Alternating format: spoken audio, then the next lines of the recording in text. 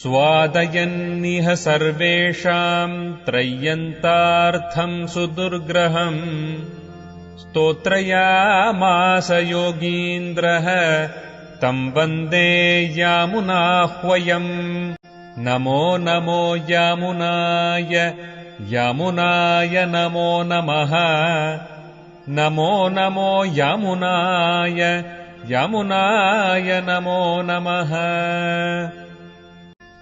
यत्पदाम्भोरुहध्यान विध्वस्ताशेषकल्मषः वस्तुतामुपयातोऽहम् यामुनेयम् नमामि तम् स्वधर्मज्ञानवैराग्य साध्यभक्त्येकगोचरः नारायणः परम् ब्रह्म गीताशास्त्रे समीरितः श्रीमान् वेङ्कटनाथार्यः कवितार्किककेसरी वेदान्ताचार्यवर्यो मे सन्निधत्ताम् सदा हृदि. There are 2 points before we go to this discussion. Number one is today's discussion on Srimad Raghasyatrayatara concentrated upon the list of sins committed by many people in many ways. And Lord Sriman Narayana prevents us from committing the bad deeds.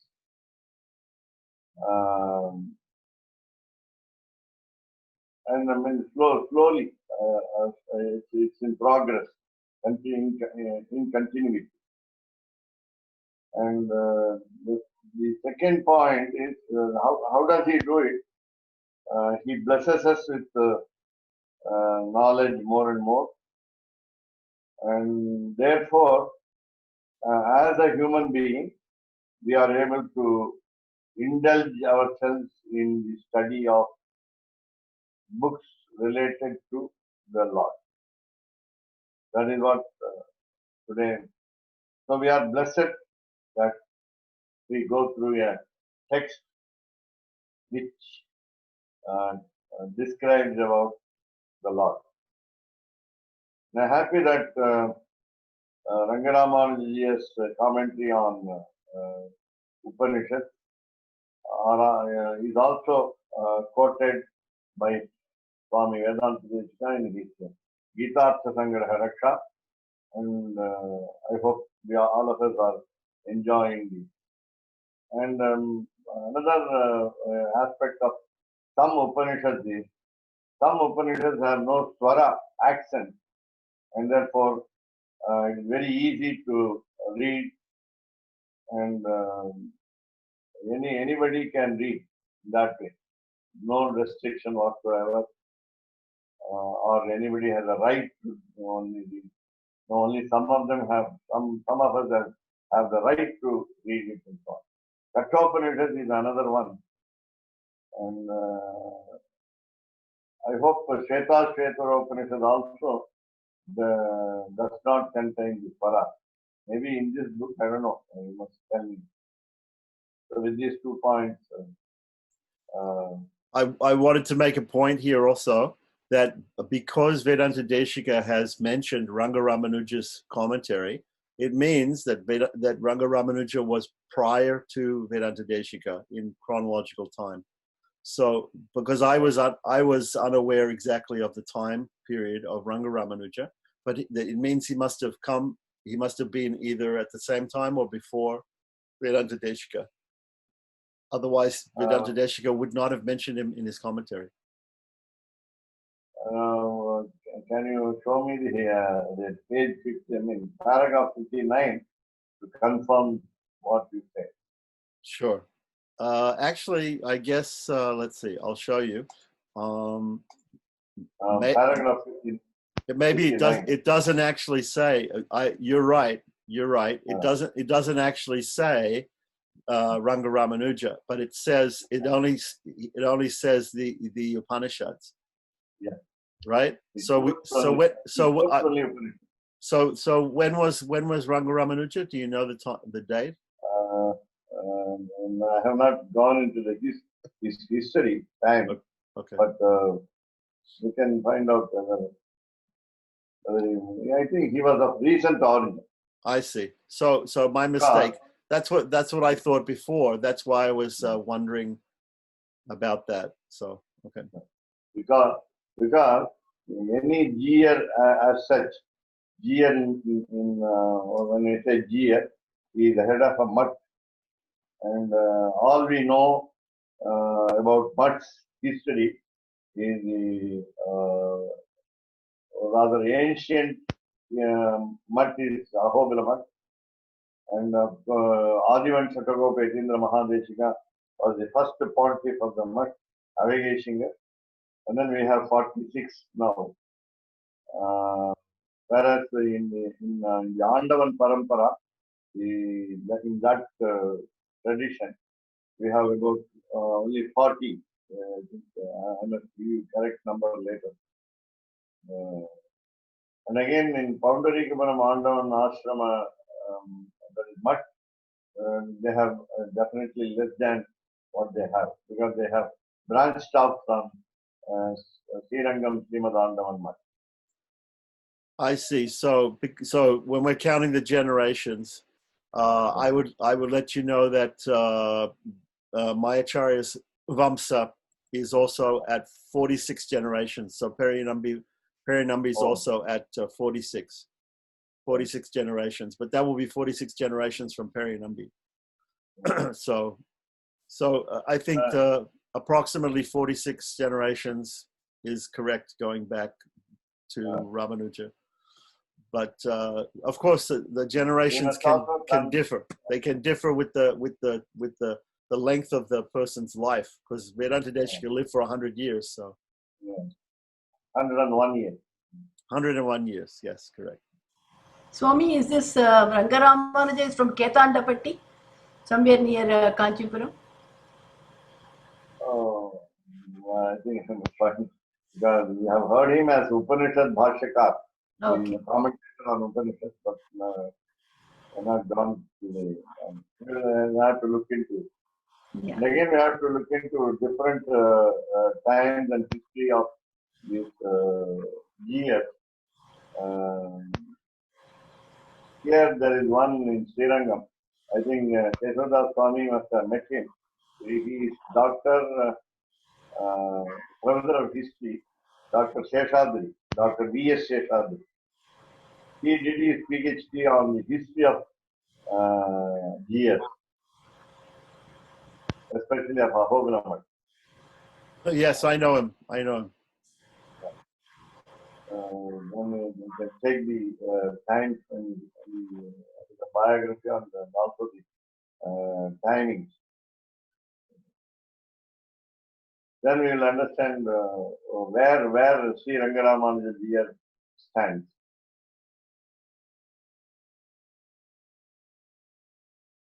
And in the Parakalamat tradition, we have Vedanta Deshika's disciple called Parakala Sarvatantra Swatantra, direct disciple of Swami Vedanta Deshika in Parakalamat. That is the Brahma Swatantra Parakalamat. Brahma Tantra Swatantra. Yeah. He has written hundreds of books. Oh. Many are very interesting. I was fortunate to go through 11. I chose actually 11 out of 100 because they were very simple, and got them translated into English and published in the souvenir of the centenary celebrations of Brahmatantra Swatantra Swami. You got 11 of Rangaramanuja's. You got 11 of Parakalamat Swami's books translated into English. Yeah. Do you have a copy of that? Yeah, we have a soft copy also. Please send. Yeah. And that is one unique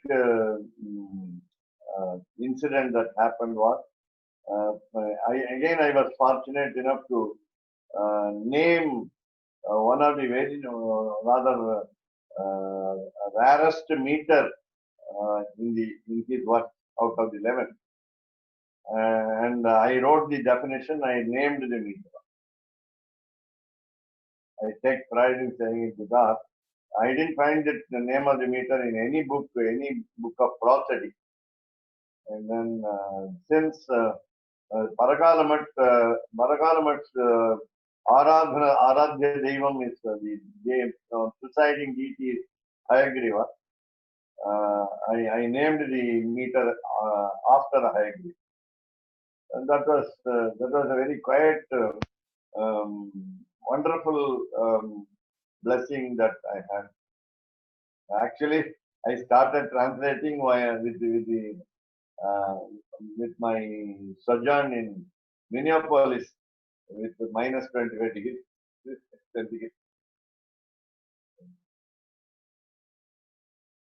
When my first grandson was born. Therefore, we have nostalgia over that. I'll send you the.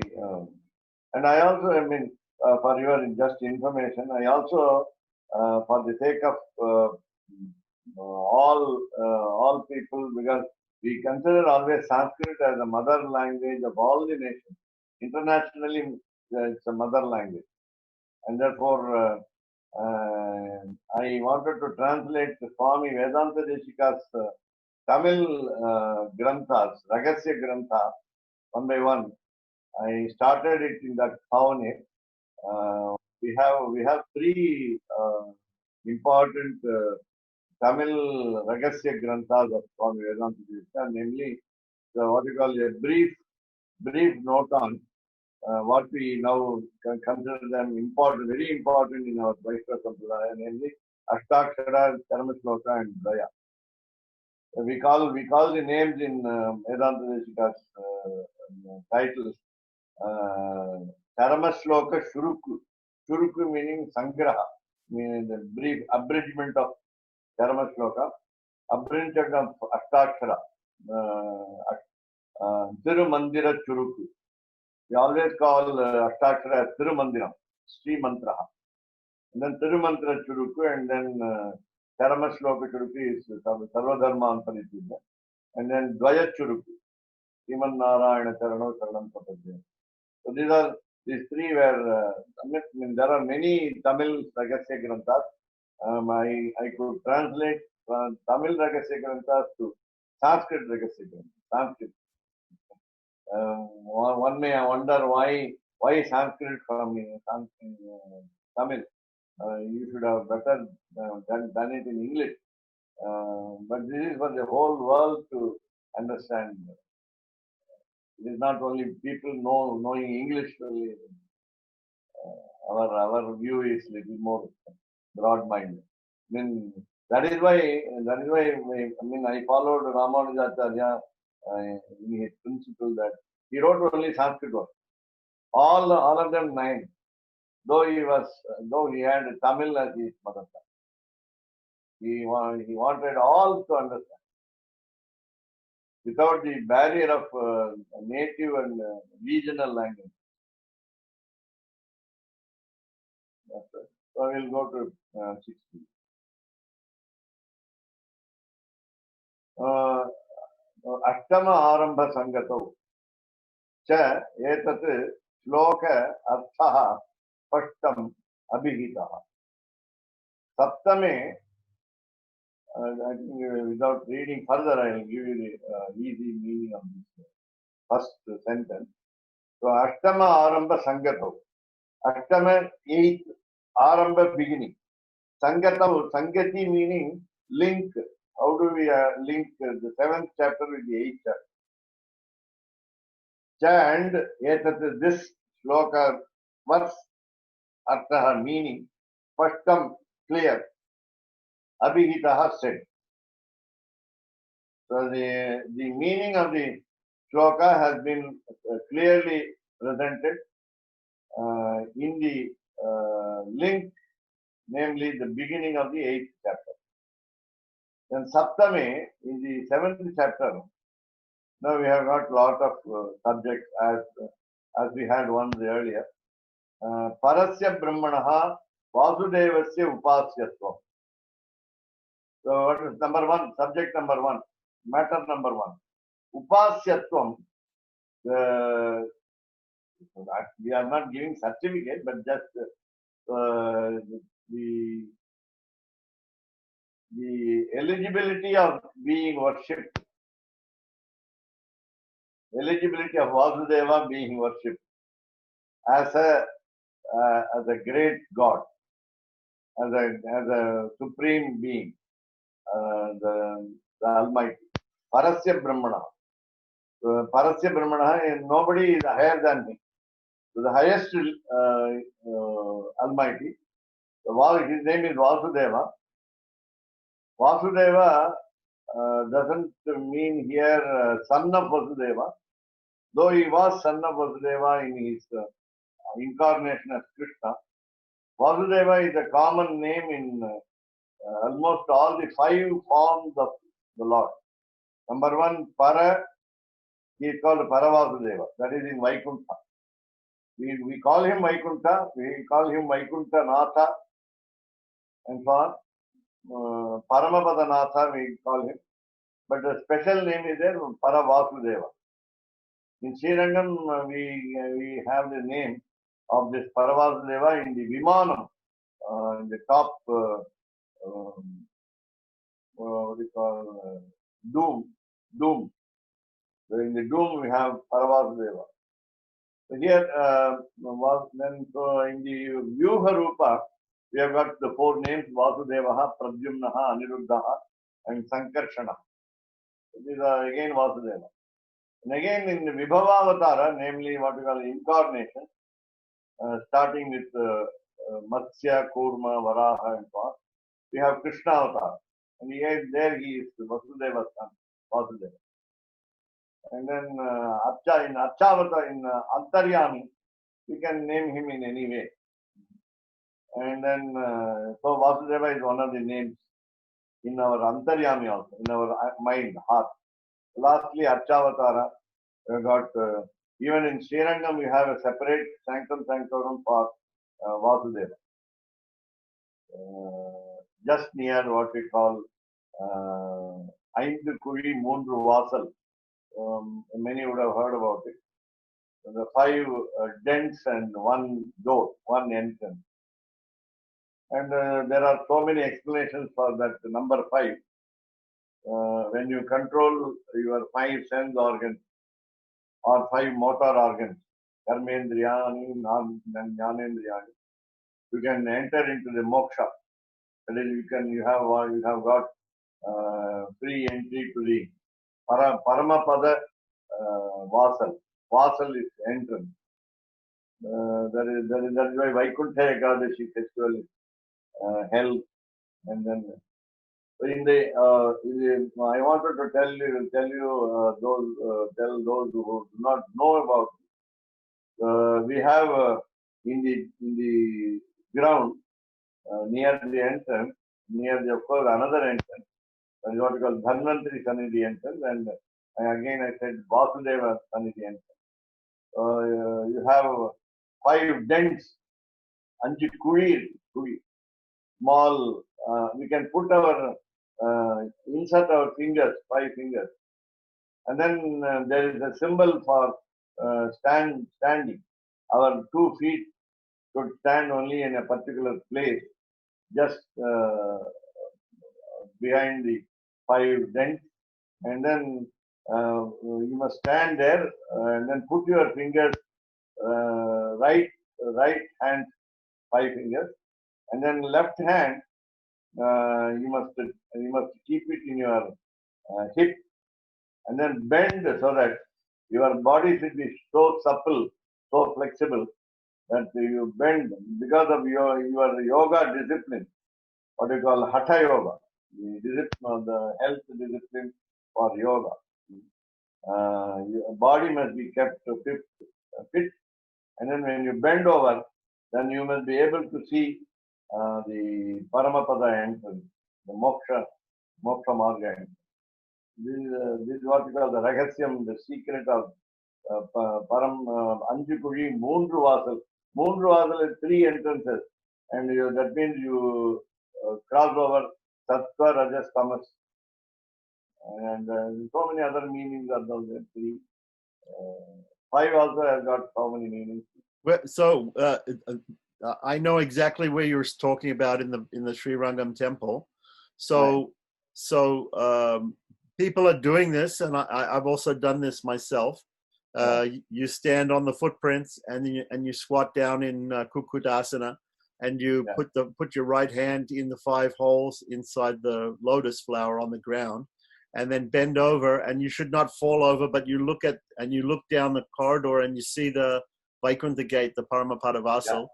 And some people, they say, okay, you have to do this and make a wish or something, whatever it is. But I did not know that there was some more philosophical understandings behind it. Who has started this tradition, and where is it talked about in Shastras? I think that's taking probe into deeply. Okay. All right. And as you said, there is 3 entrances to that area. One entrance coming from the Paramapada Vasal side, going north, and then going east and west to go to either Tyre Sanadi or to some other place. There are 2 exits there. So those 3 represent the 3 gunas, and we have to give up. Yes. Okay. Yeah. So when you say it's near the Dhanvantari Sanadi, I understand it's near the Dhanvantari Sanadi. There's also, before you get to the Dhanvantari Sanadi, there's this Tirthakari Vasudevam, I think. Is that the one you're talking about? Yeah. That's that particular shrine of Vasudeva there. Okay. So I know exactly where you're talking about in the temple. Very nice story. Thank you. So Vasudevasya Upasyatva. We just, the first subject matter dealt with in the 7th chapter is how he used to be worshipped as the great Almighty. Then Nikhila Chaitana Vastu Sheshitva.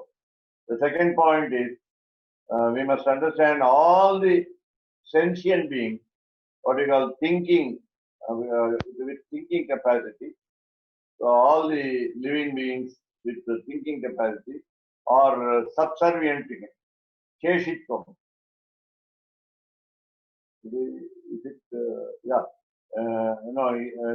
This point says Sheshitvam is his supremacy, his control over all the objects. Vastu object. Nikhila, all Chaitana is sentient, Vastu object, the sentient object. He is the Lord, Sheshitvam. And you can also say Nikhila Chaitana Vastu Sheshatvam also. Both are same. Because he is the controller and we are the slaves. Then Karanatvam, again, how the world is created. What is the cause for creation? Who is the cause for creation? That is Karanatvam. We have got Nimitta Karanatvam, Samavayi Karanatvam, and so on. We will discuss later. Then Adharatvam. We call the relationship as Adhara and Adheya. We are Adheya. We are to be protected. We are to be born. B-O-R-N-E. And then Adharatvam is the soul is Lord. All refer to the Lord. Then Sarva Sharirataya, Sarva Prakaratvena, Sarva Shabda Vachyatvam. Because every creation is his body, so the entire universe is his body, Sarva Sharirataya. Sarva Prakaratvena, in all aspects, Sarva Shabda Vachyatvam, all words will denote him. All words. Meaning scriptural words. And we are not talking about useless words. So Sarva Shabda Vachyatvam, we call otherwise Shabda Brahman. The very sound is Lord. And especially music, Shabda Shastram meaning in Shastra, Shabda Shastram meaning music, Sangeetam. So Sangeeta Shastram, we have got what you call Shabda Brahma. Shabda Brahma is the Lord Almighty in the form of sound. There he is in musical sound. So Sarva Shabda Vachyatvam. Then Sarva Niyantritvam is almost equal to Sheshitvam. So he is the controller of everything. Sarva Niyantritvam. I think we studied this in the earlier translation of, I think, Shetra Upanishad. So Sarvaisya Kalyana Gunaihi Tasyaiva Paratattvam. And by the way, I just hear a sound of the lizard here in the room. And our habit is to say, Hey Krishna, say something good. For the sound made by a lizard. I don't think we have an English word for lizard sound. I don't know. So in Hawaii, they call these geckos. They're called geckos. There is a lizard. We also have the lizard here. And when the lizard makes the sound, tick, tick, tick sound, that you have to say, Hey Krishna, or something? Yeah. Say something good. But say something good, because according to some Jyotish Shastra or something, it's supposed it is a Varshapal. It's an omen, and it means that something truthful has been stated. Is that not correct? Of course, there are some points mentioned in Panchangam. Number one, physically speaking, lizard is a poisonous. Lizard has the facility to climb up a vertical wall because of the vacuum created by its feet. That is one more. The second is the lizard falling on one of our limbs denotes something good or bad. Yeah, I have that Shastra. I have a small book that tells about lizard sounds and lizard falls. Yeah. Every Panchangam has it. And we have in two important places, Kanchipuram Varadaraja temple and Srimutnam Bovaraha temple. We have this famous lizard being visited by all the devotees. And again in Srirangam also you have two. Yeah, in Sri Rangam also, just before the Paramapada Vasal, on the ceiling are two lizards. On the roof, yeah. And the principle behind it is even for a small, tiny creature, Lord grants salvation. That is the principle by which, of course, in Srirangam they have it as a couple lizard. The husband lizard and the wife lizard. We don't call them brothers or sisters or something. Okay, I'm unable to make out the gender of the lizards. Yeah, it is not possible. It's not possible. And again, the principle is the approach of the creatures. We are also creatures. Approach of the creatures towards the Lord is towards the couple. As you said, every time Mahalakshmi is different from Mahavishnu. No. The divine couple is the destination. And that is the. So here, again, while visiting these temples, while we have a look at the lizard, what we say is in Tamil, Vayyam Aalappalli. So we equate the lizard to the Lord, and he is bossing over the world, universe. Vayyam is universe, Aala meaning bossing over, Palli is lizard. In Sanskrit, the word for lizard is palli. That's all. P-A-L-L-I. Then with the visarga. There's no difference. So Here, I had read this story in the Stala Puranam of Kanchipuram Varadaraj temple. In the story about that temple, they say that there were two boys who were commanded by the king to go and bring water for the Tiramanjanam, for the bath of the deity. And after getting water in a vessel, they left the vessel under a tree, and they were playing, and some lizard died and fell into the water and contaminated the water. So when they brought the water back, the king cursed them to become lizards. And then afterwards, Narada Rishi came, Narada Muni, and he came and he freed them from that curse. So that is the story I read in the Stala Puranam of Kanchipuram Varadaraja. That's why they have they have on the ceiling the golden lizards, and everybody goes and touches them. You have to purchase a ticket for 2 rupees, at least in those days, and then you climb the ladder and you touch the lizards on the ceiling and make a wish, I guess. Again, I think you just now told me when you put your 5 fingers in Aindukuri, and then I think you said that we think of a wish to be fulfilled. Only wish is getting moksha. Yeah, sure, of course. You're looking at the Paramapadavasa. You're looking at the Vaikuntha door. When you look at the Vaikuntha door, that should be your wish, to go through it.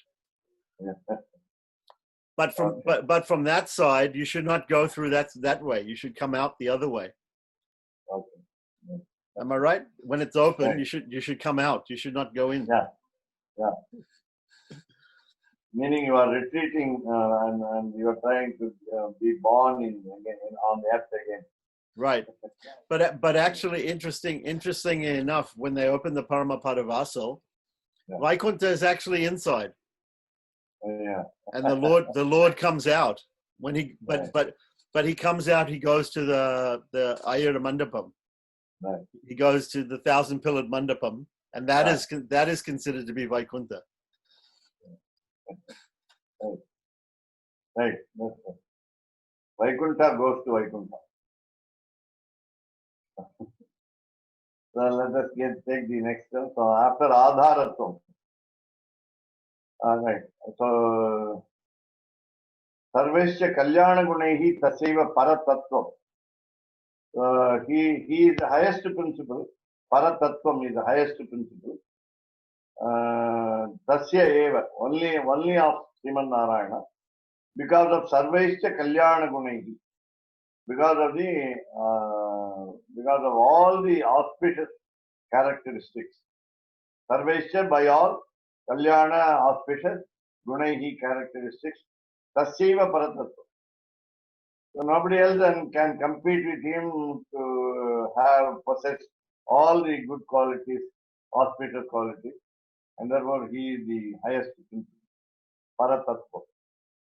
Then Sattva, Rajas, Tamomayehi, Dehendriyatvena, Bhogyatvena, cha Avasthitaihi, Bhavaihi, Anadikala, Pravritta, Dushkrita, Pravaha, Hetukaihi, Tasya, Thirodhanam, Ati Utkrishta, Sukruta, Hetuka, Bhagavat, Prapatyacha, Tan Nivartana.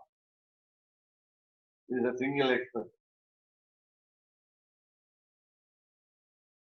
So here, Lord Sriman Narayana blesses us and reverts our thinking, or reverses our thinking.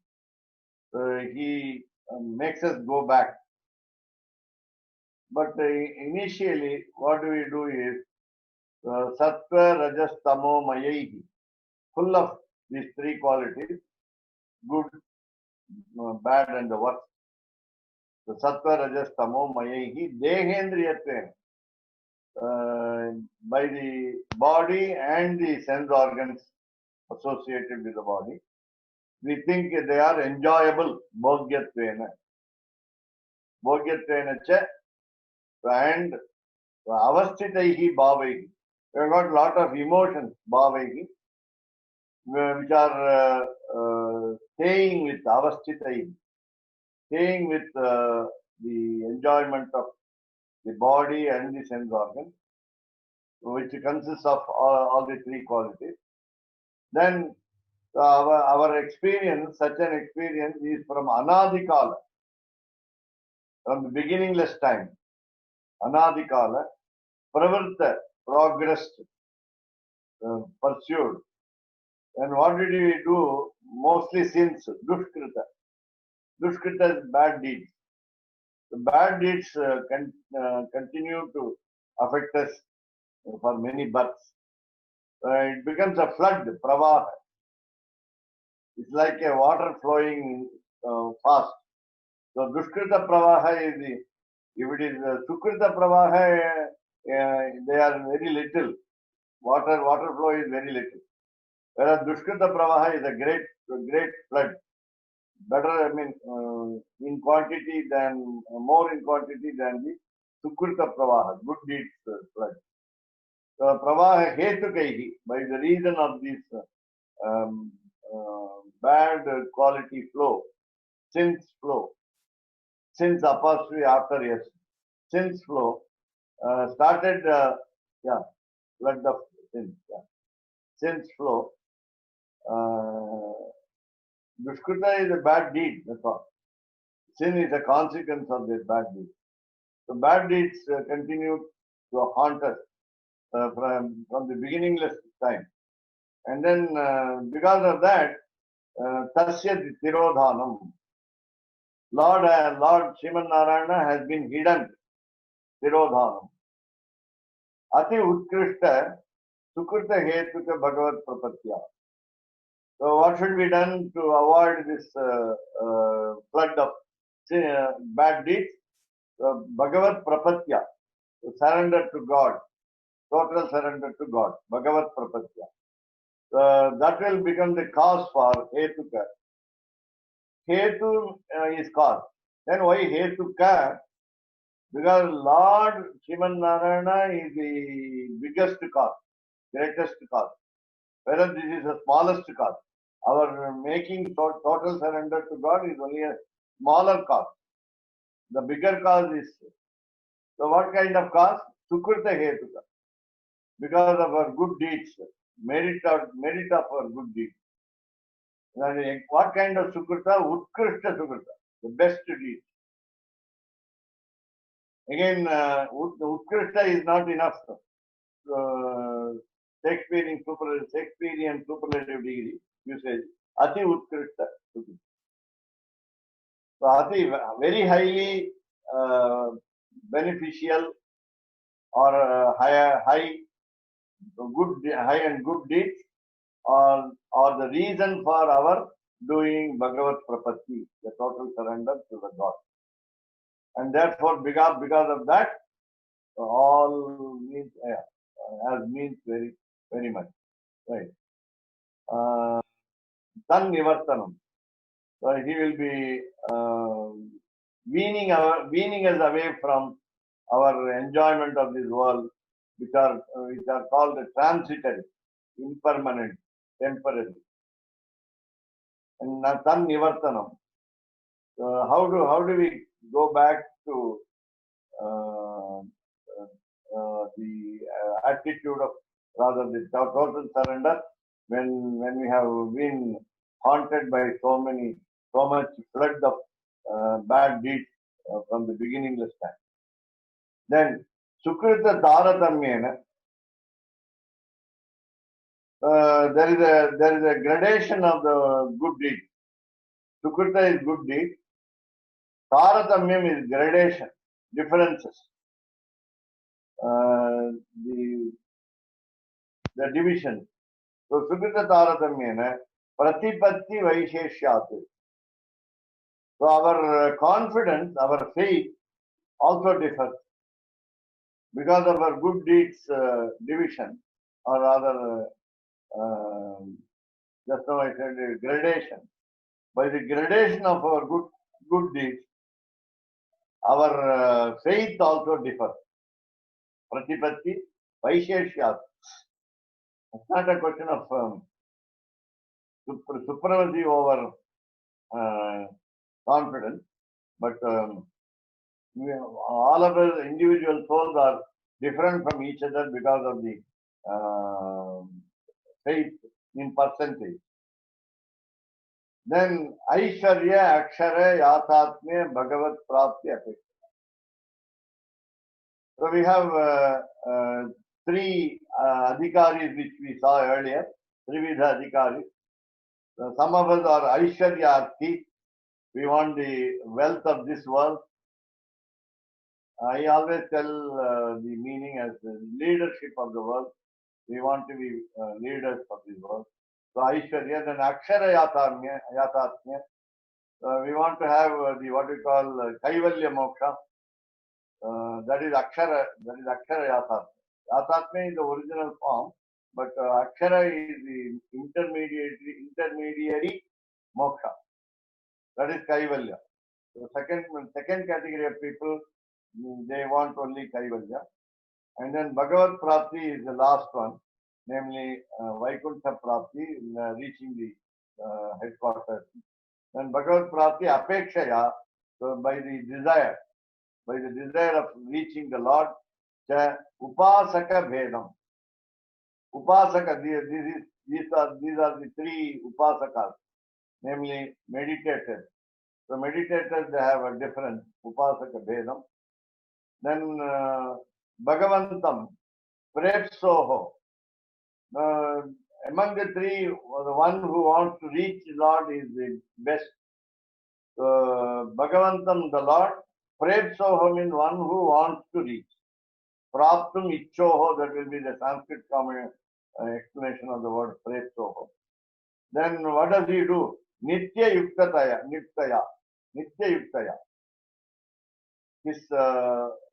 His thinking should be always 24/7. He must feel that he is one with the Lord. He is always associated with the Lord. So Nitya Yuktaya. Then Eka Bhaktitaya. He cannot go to any other god, and he only one thought should prevail his heart, namely bhakti. So Eka Bhaktitaya, concentrating on the devotion. Yeah, one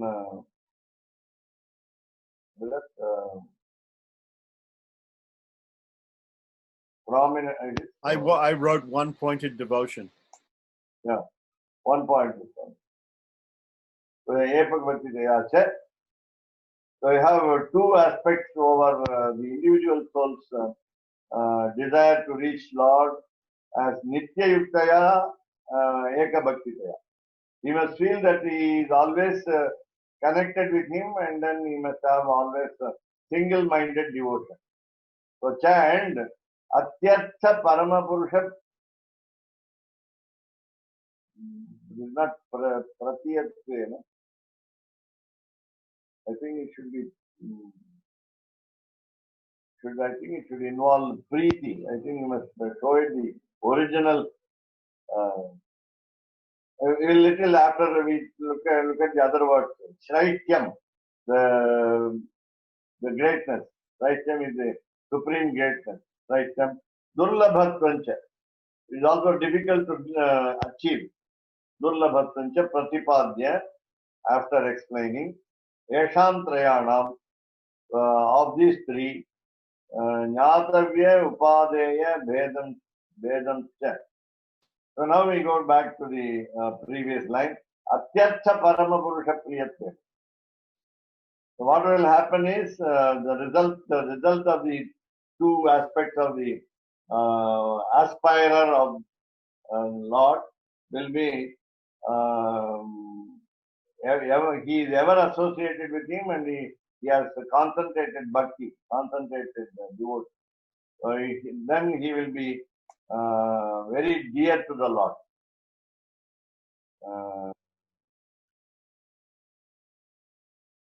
Priyohi Jnanino Pyartham is there in Bhagavad Gita.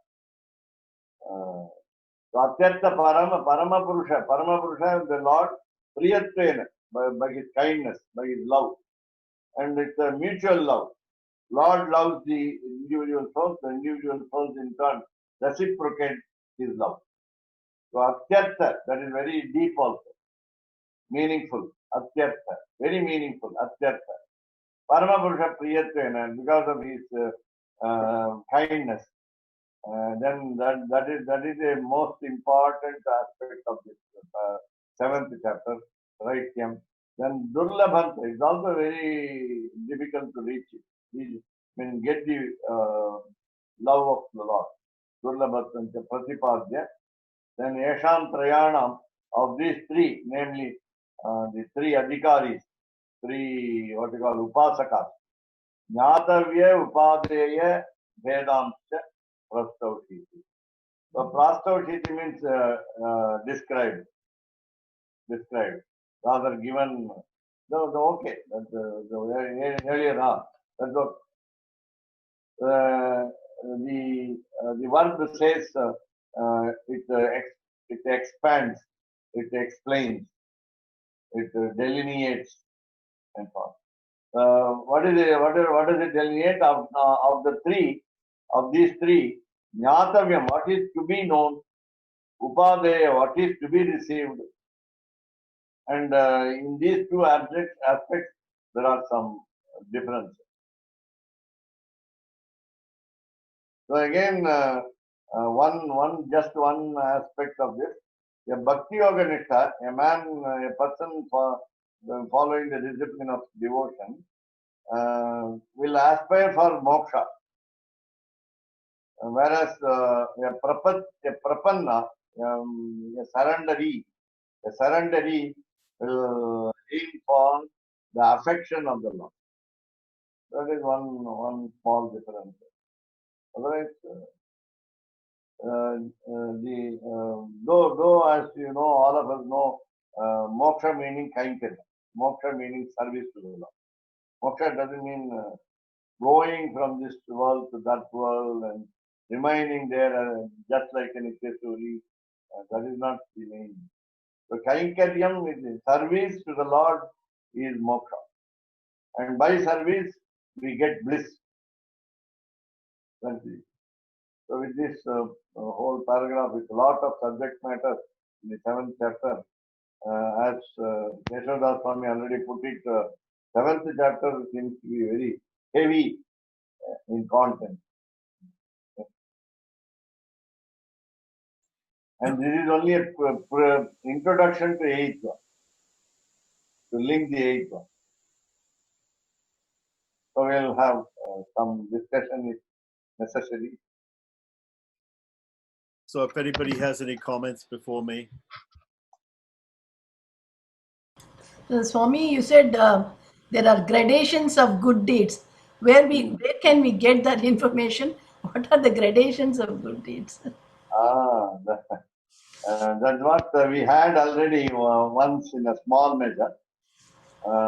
We said, who is better, a person doing homa or a person doing yaga? A small difference. Homa is a small scale sacrifice. Yajna is a big scale of sacrifice. What you call good deed, you have gradation. Now, we say we try to help others. We say we help others. While helping, there are two aspects. We don't want anything in return for help. That is the best step. Whereas we help others, the good deed is there. We help. But when you help, you expect something from that person who receives your help. That's what we call gradation. Of course, you are expected not to expect anything in return. Basically, the third aspect of the help gradation of the good deed is you expect to collect merits, acquire merits for doing your good deed. We want punyam. We want punyam for deeds, your good deeds. Or we don't want punyam. Want to reject punyam? Or you say you submit your punyam to the Lord. That is in the habit of submission. That's what we do in Sattvika Tyaga. Narayanayeva samarpayam. Narayanayeva. Kayena vacha manasendriyeva buddhyatmanava prakite subhavat karomi yajya sakalam parasmai Narayanayeti samarpayam. All merits go to him. And while we rather commit bad deeds, we are bound to commit bad deeds, small or big, and we don't want the sin to be accrued, right? We don't want the sin to be accrued. But we don't want to avoid bad deeds also. The problem is, in Sanskrit there is a subhadita, there is a good saying, Janaha punyam icchanti. People want merits. People want punyam. But they don't want to do punya karma. Punya karmani na icchanti.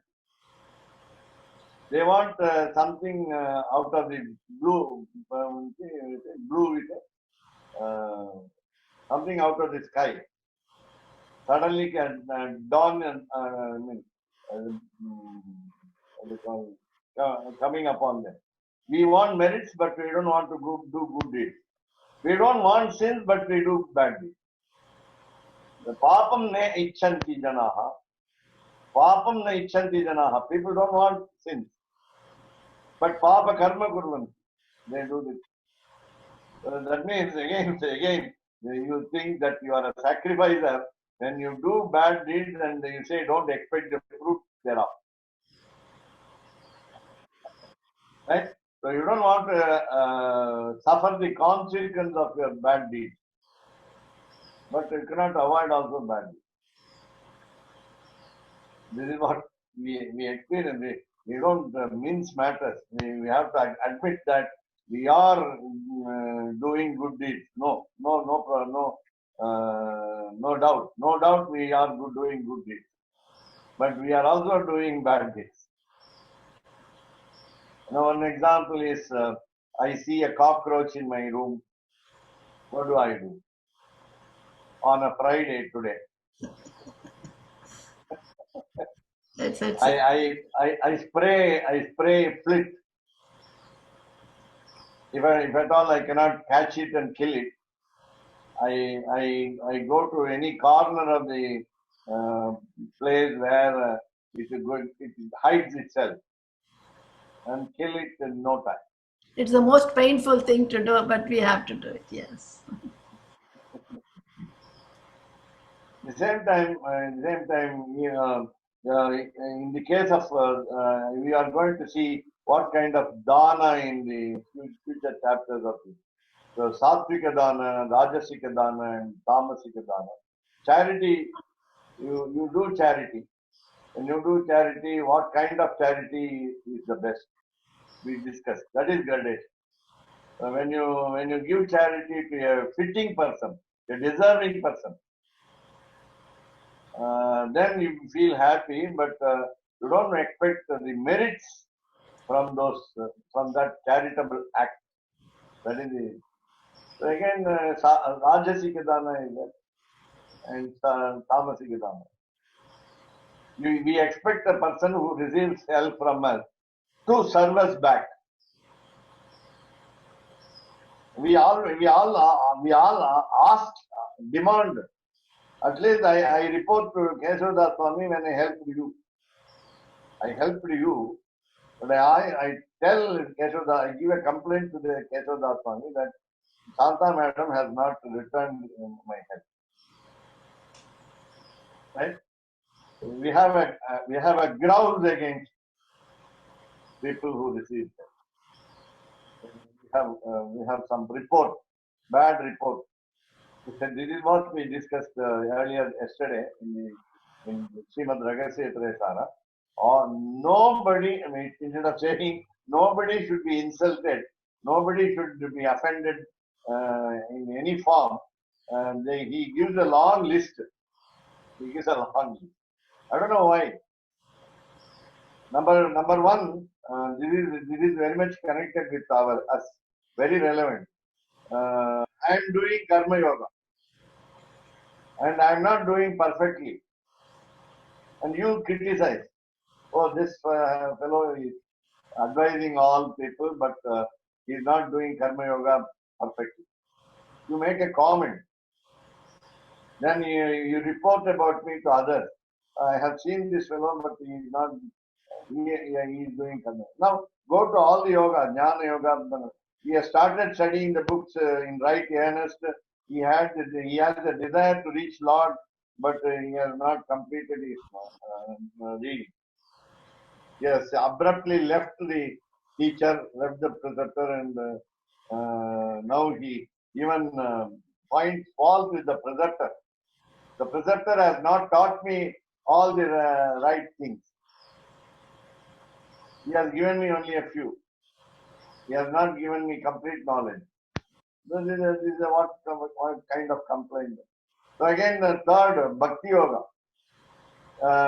You assess then you scale my Bhakti and your Bhakti, compare with somebody else's also, and say, oh, yours is best, mine is inferior, and the others is better.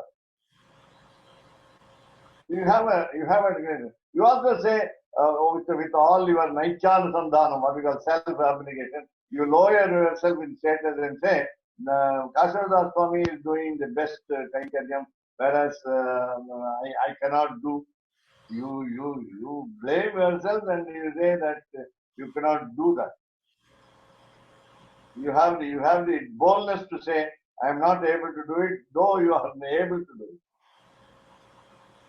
These are all some gradations that you compare and contrast between the individual souls, and then find that someone is better, someone is worse, someone is good and someone is bad. Someone we don't say best. We never call anybody best because nobody is perfect. Now this is why no, it is not our assessment. Please remember, it is not our assessment. Our assessment is always bad.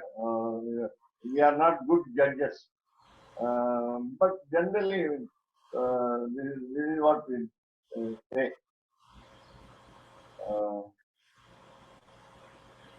Again, I remind that Janaha papam nechanti parantu papa karma kurvanti.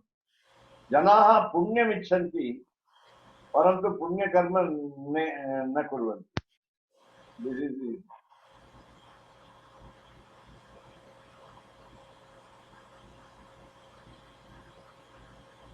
I'm sorry. What does that sloka mean? That's what people want merits from good deeds, but they don't want to do good deeds. They don't want sins, but they do sinful deeds. This is the nature of the human being. Because of what we saw as Maya. Maya, the Prakriti makes us. Now again, that is, of course, you cannot blame Maya or Prakriti because our vision of the Lord has been hidden from us. We get confused, and because of what we call again, remember, Anadikala Pravritta Dushkrita Pravaha, that was said just now. Anadikala Pravritta Dushkrita Pravaha. The flood of bad deeds push us away.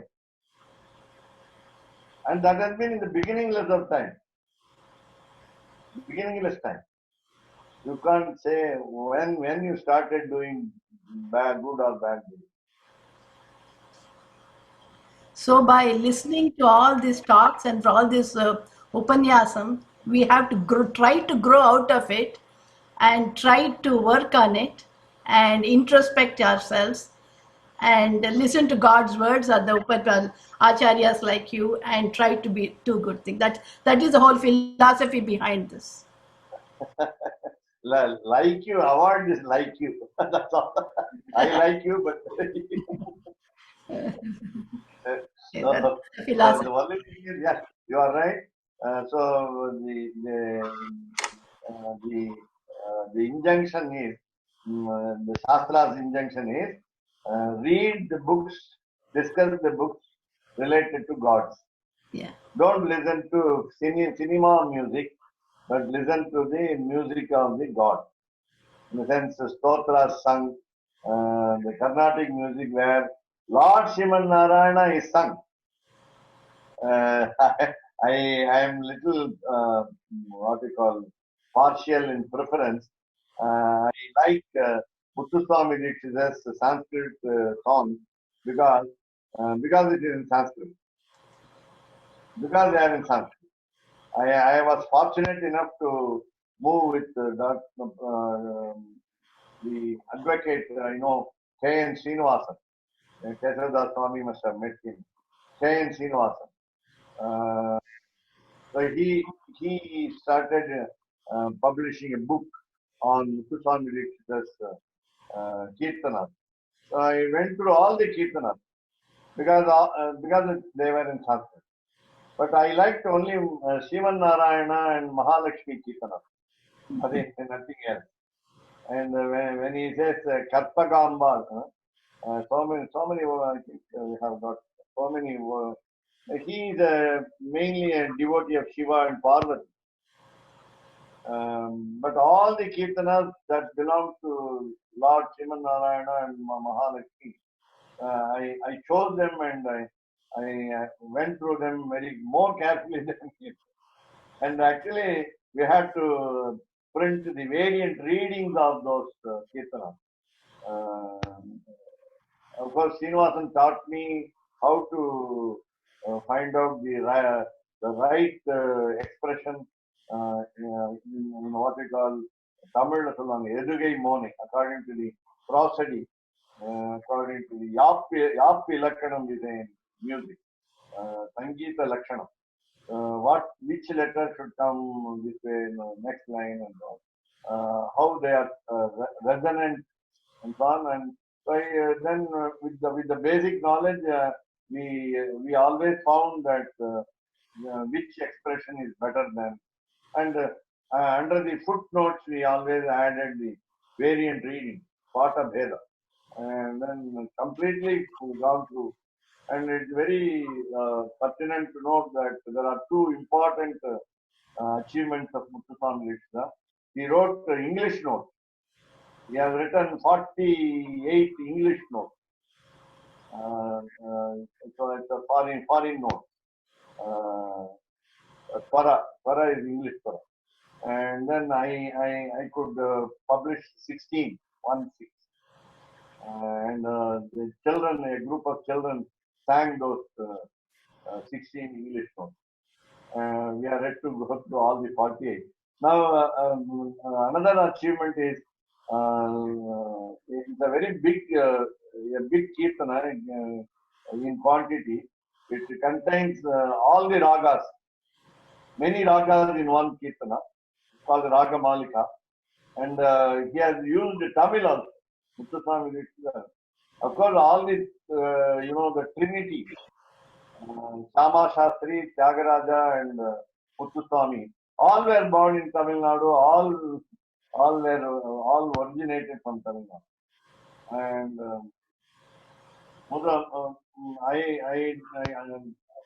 I could go through all the Kirtanas of Tyagaraja, but I didn't understand Telugu very much. Because I can choose only 13 Kirtanas of Tyagaraja with completely in Sanskrit words. Only 13. All the thousands of Kirtanas of Tyagaraja are Telugu plus Sanskrit or Telugu, only Telugu. So I couldn't understand deeply, but I went through. But whereas Shama Shastri, I am still in search. There is Shama Shastri also has written Sanskrit Kirtanas. I want to have a glimpse at them. And then, of course, The other languages I am not very sure to understand. I must have. I tried my level best to spend time on this musical kirtanas by buying books from Karnataka Music Book Center in Keenagar, Mylapore. But God has not given me the gift of going to Shama Shastra. Whereas these two, I am familiar with that. I have the edited book with me, and then I can tell you the meanings of all the words in Muthusamrita. Why I say this is, while you read something, you choose only phonetically Sriman Narayana and Mahavira, and that is more important. And as you said, very rightly, grow out of it. Grow out of it. Of course, it is enough that you read them. It is enough if you enjoy them. That itself will elevate you to an elated position. Then for what you say is physically following a particular procedure, say to do good deeds. A very good deed is going through the. So, Swami, I think that you don't have a choice sometimes when you go to a Bharatanatyam or when you go to a Carnatic music concert. Sometimes, mostly the performers they will start with a prayer to Ganesha, and then some prayer to Nataraja in Bharatanatyam because he is dancing. So pure Vaishnavites who don't want to hear anything about these Anya Devatas, they won't have a choice.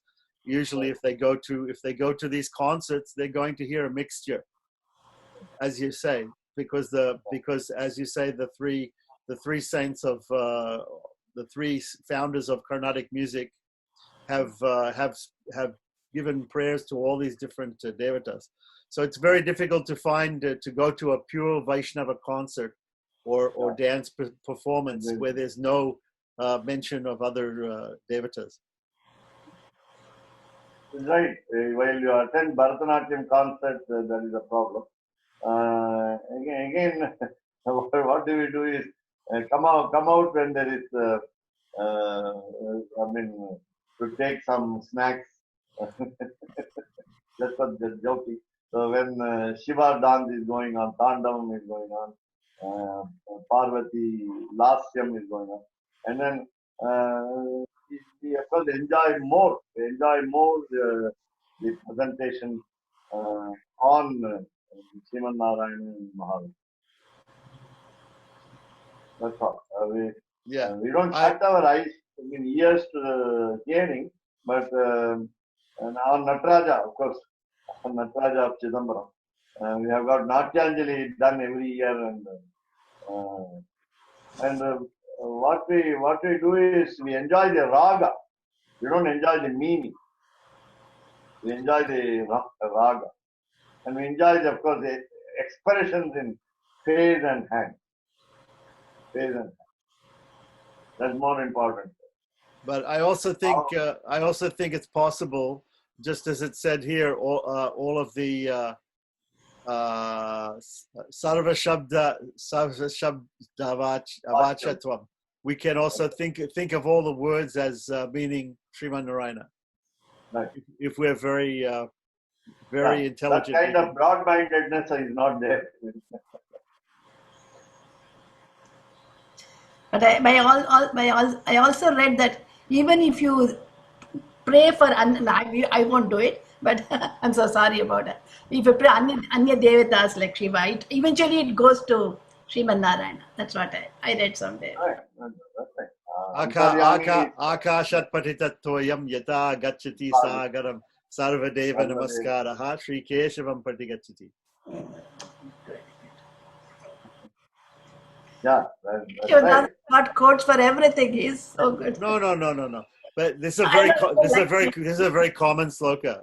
As water falls from the sky and ultimately goes to the sea, all the prayers we make to all the devatas, they ultimately go to Sriman Narayana. Good, good. Very nice. And even Chinajir Swami says that when you do, Vedic yaga, then there are many mantras that mention many devas. And he said that when we hear the names of the devas, we should understand that these are angas of the body of Sriman Narayana. Yes. And we should think of Lord Sriman Narayana in that way, which I find is very nice also. Nice meditation. The anga is a good word. Yeah, very nice. We say Antaryamya. Yeah. Yeah. Not only are they the limbs of Sriman Narayana, but also Sriman Narayana is there in Antaryami. He's their soul, the soul of all these devatas. So Madhvas think like this. We see Madhvas there doing puja to all these devatas, but actually their mentality is they're thinking that Sriman Narayana is there within the devata. So I have got some questions. This expression Nikila Chetana Vastu Seshitam. The word Vastu in here, can it be taken as meaning achetanas? No. No? Now here we particularly refer to Chetana Vastu. Chetana Vastu is a Nikhila Chetana Vastu. Okay. But our understanding is Vastu meaning an Apumsakalinga word, what you call a neuter gender word. How can it refer to a Chetana? That's what we may have some doubt. Right. It's a Vastu. Don't look at the grammar part of it. So Vastu is an object in the sense we say Vyakti, we say Vyakti. You are a Vyakti, I am a Vyakti, Shanta madam is a Vyakti. V-Y-A-K-T-I. It's a common word for a living being. Okay. In the form of a human being. Okay, so that was my first question. The second question was about this idea of sarva shastra, sarva shabda vachatvam. Sarva shabda vachatvam. Right? Yeah. So this means that all words, and you said all meaningful words, but not nonsense words. So does it mean that all words in all languages mean Sriman Narayana? Yeah, all words in all languages. Okay. Again, two important points because you raised it. Shabda meaning grammar, number one. Shabda meaning grammar. Generally, Shabda means sound that everybody knows. Shabda means grammar. Number two, according to Srimad Ragasitra, Shabda Shastra meaning Sangeeta Shastra. So it's only what we call all comprehensive. It encompasses all the words. Of course, so only the words that are in Sangeeta, that are in Shastra about singing. So that's what I say. It encompasses all, either grammar or music or the scriptures. The scripture is also Shabda.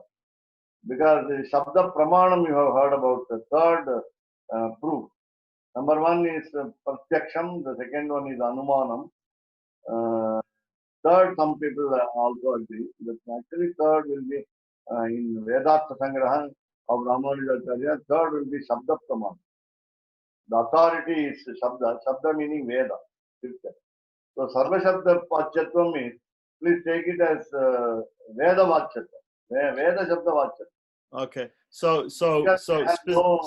Sriman Narayana is denoted by all words, but specifically the words in the Vedas. Yes? Yes. Okay. Now again, yeah. And again, I remind you that in Veda also there are what we call some bad words. Ashleelam is there. Ashleelam meaning bad words. But that they have to be understood in the right perspective. Okay, what do you mean by bad words in the Vedas? What is a bad word in the Vedas? Uh, I cannot publicly say that. When you say bad words, you mean swear words? You mean some cursing words or something like this? Or you mean, No, it what refers do you to mean by bad words? It refers to the worldly things. Worldly things. Yeah. I see. So some words about sinful activities. No, catering to the sense organ. I see. What we call carnal pleasure. I see. Okay. But I think when you look in a Sanskrit dictionary, there are many words in Sanskrit which can be interpreted to mean other things, some carnal things also. Okay, so my other question about this idea of sarva shabda is that you were bringing out the point that shabda here means word and doesn't necessarily mean sound, but it can mean sound also. In Indian philosophy, there is a spota theory. Spota. Yeah. Is this the same? This idea of sarva shabda vachatum? Is it like spota theory? Is it equal to that? Right. You are right. It is otherwise called artificial intelligence in the new term of computer. Really? Yeah. You equate spota theory with artificial intelligence? Yeah. Okay. And that particular book is called Sabda Bodham. How do you understand the word? Sabda Bodham by who? By who? Pardon? Who is that book? Who has written that book? Sabda Bodham. I don't remember now. Okay, so Sabda Bodham is the explanation of spota theory, and spota theory is an older philosophy, or it's a school of thought in India. So we have to read some more about that and understand about that. So the meaning of the word. We also heard of this book called Dhatupat. Huh? Dhatupata. Dhaturupa, yeah. Yeah, Dhatupata by Panini. He gives the meaning of the words according to the roots, yeah, the mula. Is this also? I mean, I have understood that the use of Dhatupat is people get a meaning of a root and they meditate on the meaning of the root, and they have it explains the word that is created from the root, the meaning. Just like English words are based on Latin and Greek. Yeah. So Dhatupat helps us to understand the original etymology of the words in Sanskrit. Right. So what is the difference between Dhatupata and Nirukta? Because I understood Nirukta was also giving the etymology of the words. Right. The Dhatupata gives the list of roots, the origins. Etymology, namely Nirukta, gives you the meanings of the word. I see. And how the letters are formed in words. How letters are formed. Okay. In the word. Definitions. Okay.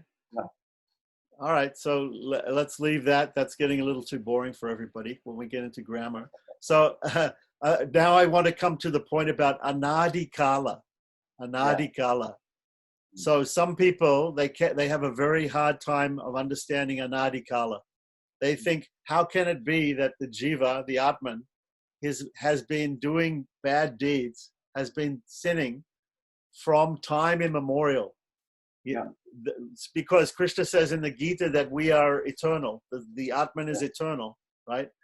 The Atman is eternal. So, but at the same time in the Vedas, it says that originally the Brahman was one and the Brahman became many, right? So originally there was only one Brahman, but he became many. And so the many means the universe and the Atmans, the Chit and Achit. The sentient beings became, we are all created from God. God has created us, but we cannot say that God created us at a certain time, right? Because we're eternal. We're also eternal. So, and some people, they have this idea, because it says here, tan nivartana. Nivartana means to turn around. right? To turn Yeah. around, to go around. Yeah. So nivartana means to turn back. Hmm. So we have to turn because we've done sins from time immemorial. Then if you say we have to turn back, it means that some people will say it means that we were facing God before. We were with him before in Vaikuntha, and then we did sins, and now we have to go back. This is some theory that in the Tannivartanam is we give up those bad deeds and realize, go to the path of realization. right. But what I'm Because remember these two aspects along with other aspects of oneness between the individual soul and the supreme soul, namely jnana and ananda. We have been enjoying the bliss and we have been enjoying the wisdom also. Now that we are born in this world, again I'm just pointing out your word.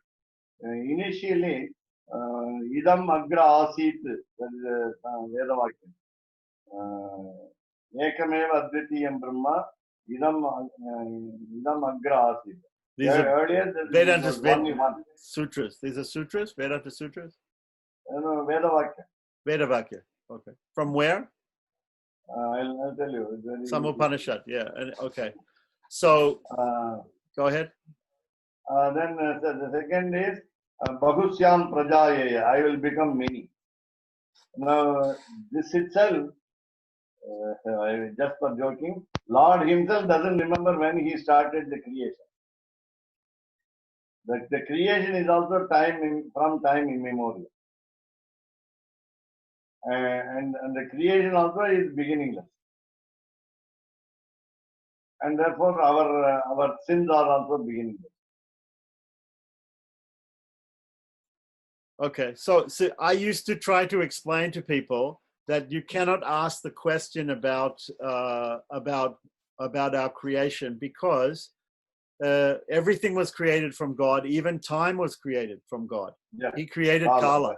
So before Kala was created, we cannot ask a question about something which occurred before Kala was created. So if Kala is eternal, we're also eternal. It means that there was a point before Kala, before time, and we cannot discuss before time because we have no understanding in our minds. We cannot understand what is before time. Right. We have no frame of reference to understand that. But my point here is about this anadi kala dukrita or duskrita, that we are doing bad deeds from time immemorial. That in the Semitic religions, in Judaism, Christianity, and Islam, they have this idea that we were in paradise. We were in like Vaikuntha, a paradise. The first beings, Adam and Eve, they were in paradise. And God told them that you don't do this, don't eat this apple. And apple represents jnana, knowledge. And they ate the apple, and he said, oh no, you did a sin. So he threw them out from the paradise. So now their idea from the Old Testament is that everybody has this original sin. They have this sin. We are all contaminated by this sin that these first people did. And therefore we have to go back to paradise, that we were in paradise and we have to go back to paradise. But in Eastern religions, there's no such thing as being in paradise and falling from paradise and going back. So this idea, when I see this word nivartana, it seems to me it sounds like he's turning back to something that he was there before. But he was never there before. He was never in Vaikuntha before. So just Tannivartanam. yeah. So this idea that the Christians have is not it's not correct. We don't accept that we were there. That there was a time before we started doing all these sins, when we were. You just said we were enjoying full bliss and full knowledge, but we were never enjoying full bliss and full knowledge. Is it? Was there a time before our sinning when we were enjoying full bliss and full knowledge? No, our individual soul is jnana swarupam and ananda swarupam. Right, but we never enjoyed full bliss and full knowledge before. No, we have no proof. We have no instance of. We have no instance. We Yeah. do not realize the instance of our enjoyment. Right, but if we've been doing sins since time immemorial, there was no time when we weren't sinning. We were always doing duskritas. We were always doing bad things. We were doing also good deeds also. Yeah, we're doing good things. Also are beginningless. Right, all the deeds are beginningless, admitted. But there was never a time. There was never a time when we were focused on the kind karya of Sriman Narayana. We were serving Sriman Narayana in Vaikuntha and not doing bad deeds. There was never a time before when we were doing that. Only after moksha we are doing that. Yeah. It is not that we were in moksha, we left moksha, and we go back to moksha. Right? Yeah. Okay. I just wanted to make sure absolutely clear that this nivartana doesn't mean turning back to something that we were doing before. Okay, so then moving on, the next point that I wanted to say was, you said akshara means kaivalya. Yeah. So can you explain how akshara means undestroyed, undiminished. So how does akshara mean kaivalya? Because we divided the three adhikaris, trividha adhikaris, right? 3 types of adhikaris, and we said that Aishwarya adhikari, Kaivalya adhikari, and Moksha adhikari. So these two akshara. I have got another word after akshara. Let's see. Aishwarya akshara. I'm looking. Aishwarya akshara yatatmyam. Akshara yatatmam bhagavat praptya apekshaya. Bhagavat prapti is moksha. Yes. Moksha adhikari is called Bhagavat prapti. Prapsu. Prepsu is there then. Bhagavantam Prepsu is there. That is the equivalent of Bhagavat prapti there. First one is Aishwarya. Aishwarya Arthi. That's what the first adhikari. The second adhikari is Akshara Yathatmya. Akshara Yathatmya is, here it is. This intermediary moksha is almost like moksha. It gives you the original form. Yathatmya is the original form. Okay. The true form. And then Akshara Yathatmya is the irreducible, undiminishing original form. I equated with the Kaivalya. Okay, so it's also mentioned here. You said that there are not only different activities of these three adhikaris, these three different types of upasakas, three worshippers of God, but there's also different results. And the result of worshiping God for material gain is material gain, only material gain, right? And the result of worshiping God with the idea of getting kaivalya mukti is kaivalya mukti. And the result of the prapanas and the bhakti yogis is moksha, or the prapana is looking for bhagavad priti. He's looking to please the Lord, and the bhakti yogi is looking for moksha. But in either case, the prapana and the bhakti yogi all go to moksha. But the kaivalyarti, the kaivalya person, right? He is experiencing his own form, which is full of bliss and full of knowledge. So my question is, the full knowledge and the full knowledge and the full bliss of the kaivalya, the kaivalyarti, is it the same as the full knowledge and the full bliss of the person who is in moksha doing kainkarya in Vaikuntha, doing service to Shri? Is it the same? This is where we had the discussion today. Aishwarya adhikari will be asking for something of this world. The second is Kaivalya adhikari is what we say is Akshara Yathatma, in other words. Is what we call Atma Sakshatkara. you understand yourself. You understand your own individual soul. Again, I give you the Sanskrit word. It is Jivatma Paramatmanoho Vailakshanyam is in Sanskrit, meaning you in the Kaivalya, you understand that you are different from the Supreme Soul. In all aspects, you are inferior. You are not you don't have an upper hand. You don't have control. You have no role in creation. So all this you understand. That is what we call Atma Sakshatkara is Kaivalya or Akshara Yathasya. In the last one, Bhagavad Prapti, it is Bhagavad Sakshatkara. You realize the Lord. That is the difference between this and that. So the bliss and the knowledge of realizing the Lord is greater than the bliss and the knowledge of realizing the individual soul. Is that correct? Definitely. Okay, that's what I wanted to know. Okay, so then finally, this last lesson that we were doing, page 60 or paragraph 60, it is a big long list of things. All of them are mentioned in the 7th chapter. The 7th chapter is full of all these things. So to summarize this, these things that we discussed today, all of them are mentioned in brief in the 7th chapter. Is it? Right. Okay. So then you were saying also that Vedanta Deshika in Rahasyatraya Saram, he gives a long list of sins. But he says that we should not be offended by certain things.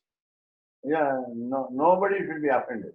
Nobody should be offended if somebody commits these sins. Is that correct? Yeah. Our treatment to others, our treatment of others. I see. So we should not be offended by others committing all these list of sins. That also is there. We should never mistake them. It's not a question of our being offended. So maybe we can pity them. We can have pity on them that they commit some sins. Not even pity is expected of. Okay. When you feel the pity, that means you think you are a superior. I see. The superiority complex also should not be there. So the prapana or the bhakti yogi, we have to think that we are inferior to the sinners. But when prapanna is you're talking about nice chanusandanam, that we are. No, you can do Naichanasandanam, but you cannot blame anybody else. I see. So any sin that I commit, I should not blame other persons. Yeah. And any sin that they commit, I should not blame them also. Yeah. So you should not comment on them. I see. You should not think of them as inferior. So we should not gossip about other people's level of devotion. You were saying their level of devotion. So karma yoga, level of karma yoga, level of jnana yoga. Yeah. So one person is doing a lot of japas, a lot of homas, a lot of pujas, and the man in the next house, he's watching television. He's not doing any pujas or homas. But both of them are prapanas, and we should not compare them. We should not compare their activities because both of them have surrendered to God, and both of them are going to moksha. So we should not make a comparison that this person's devotion is greater or this person's level is greater than that person. Right. Is it? We should not compare. Right. Suppose I don't study any book. You call me ignorant. No? You have studied a lot, and I have not studied a single book. I'm an illiterate.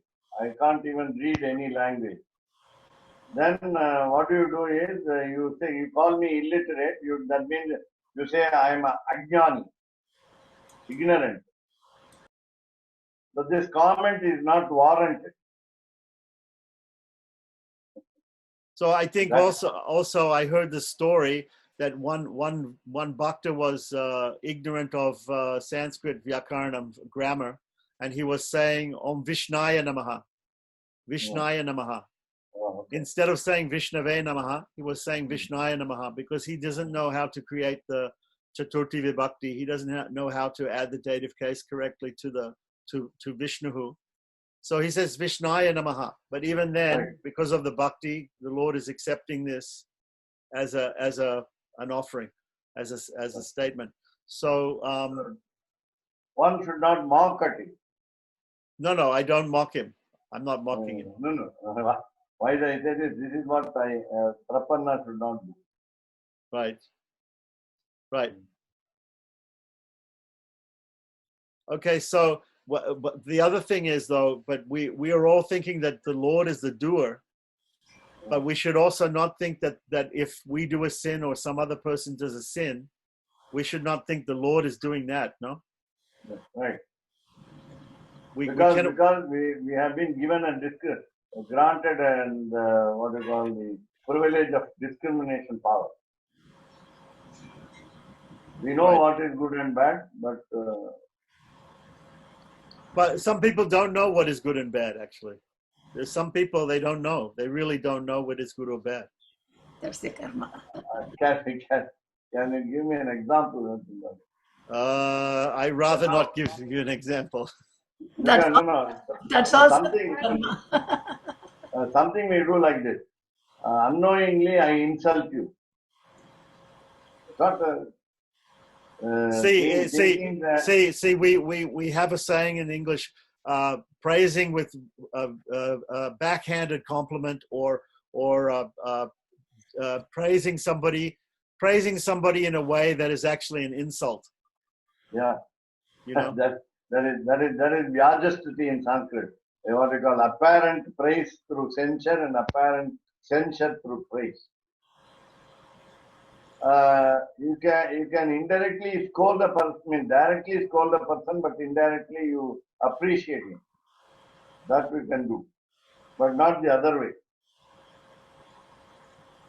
Directly appreciate, but indirectly you are bringing down his fame.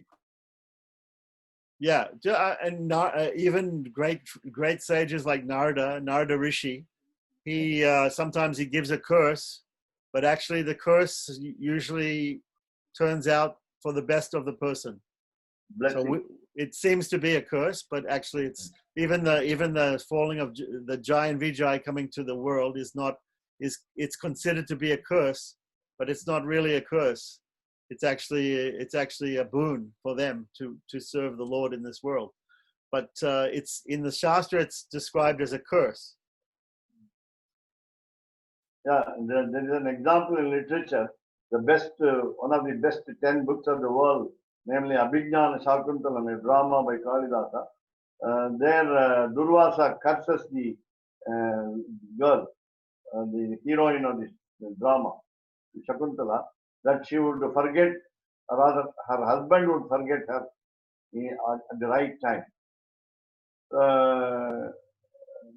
That is a blessing by which the ring that he gifted to Dushyanta gifted to Shakuntala becomes the what we call irony in a Sanskrit drama.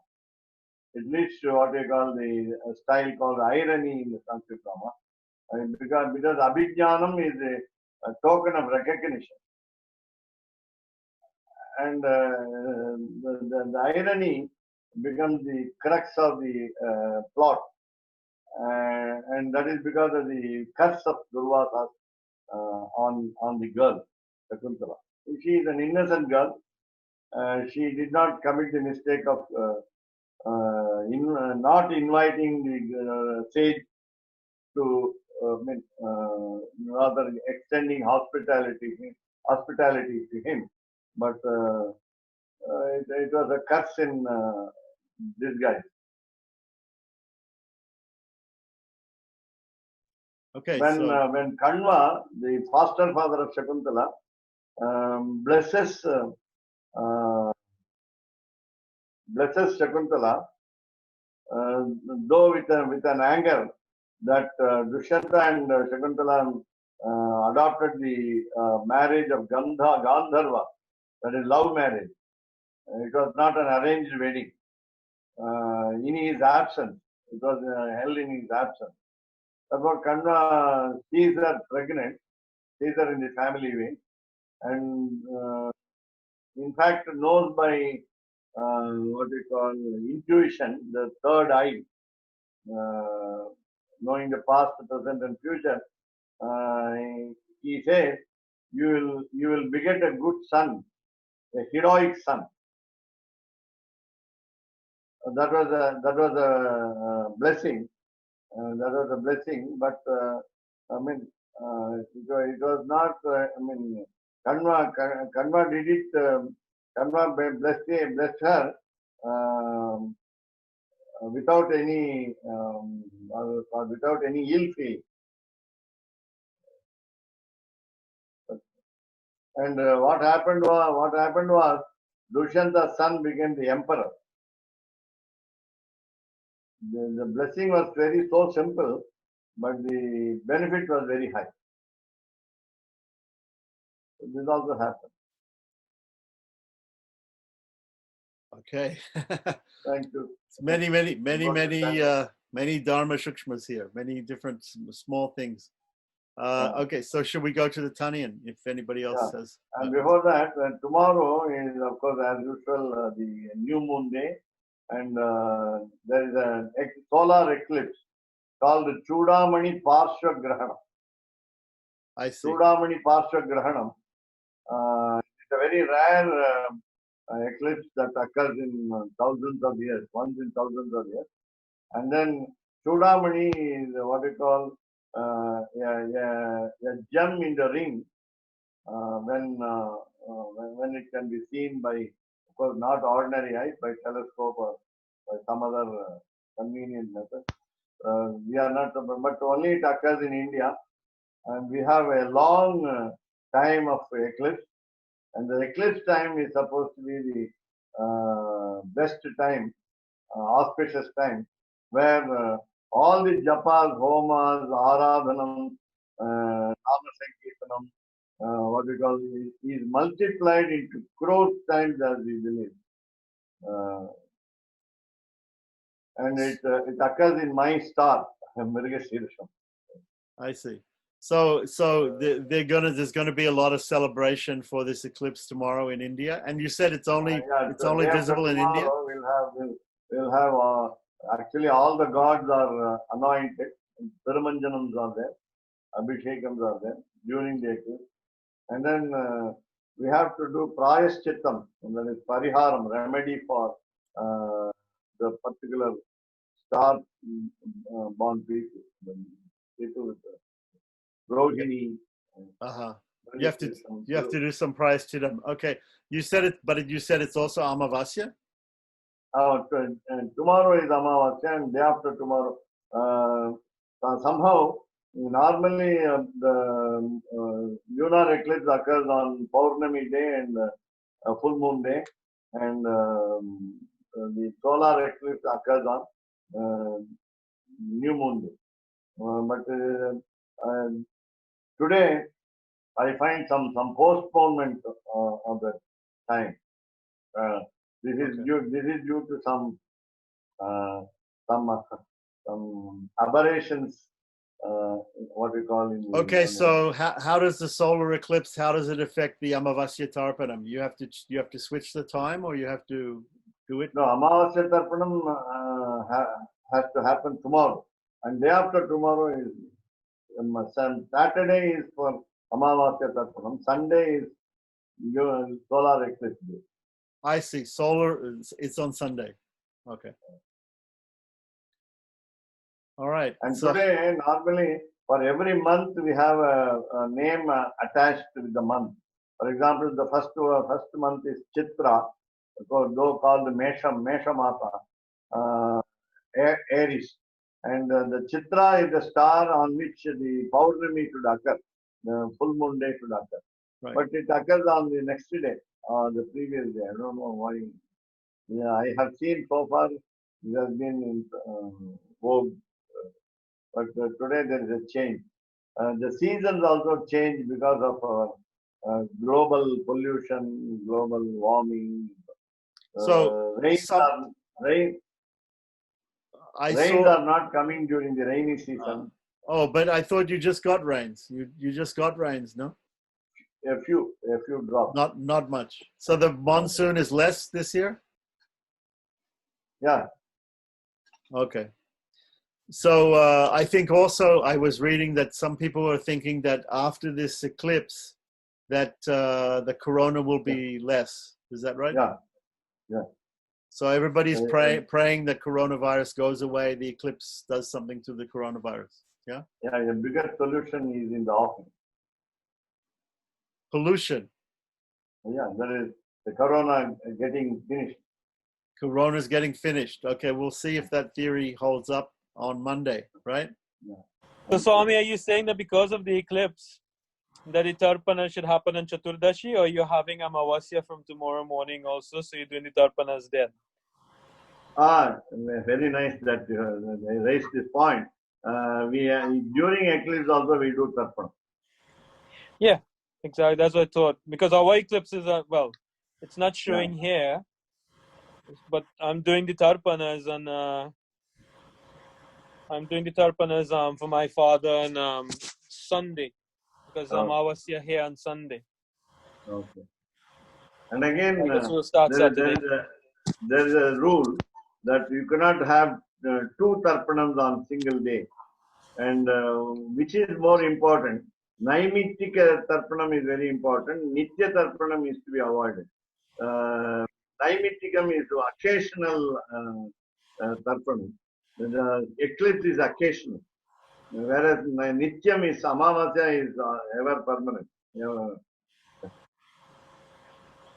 Mm-hmm. So if two Tarpanams are to be performed on a single day, we just do only one. That is, of course, only the Sankalpa differs. That's all.